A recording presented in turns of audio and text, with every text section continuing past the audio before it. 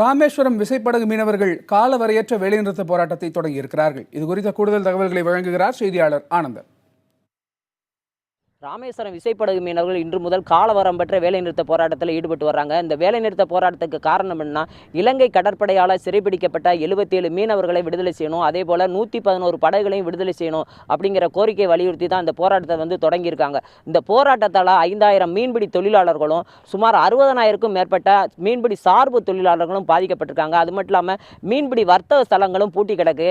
அதாவது ராமேஸ்வரம் துறைமுகத்தை பொறுத்த வரைக்கும் 750 விசைப்படகுகள் நங்கூரமிடப்பட்டுள்ளதாக ராமேஸ்வரத்தில் துறைமுகமே வெறிச்சோடி காணப்படுகிறது. இந்த பகுதி போராட்டத்தில் ஈடுபட்டு வர மீனவர்களும் மீனவ அமைப்புகளும் என்ன சொல்றாங்கன்னா, எங்களுடைய கோரிக்கைகளை நிறைவேற வரைக்கும் நாங்கள் பலகட்டமான போராட்டங்களை நடத்தியிருக்கோம். ஆனால் இந்த நிமிடம் வரைக்கும் எங்களுடைய போராட்டத்திற்கு ஒரு நிரந்தரமான ஒரு தீர்வு ஏற்படலை.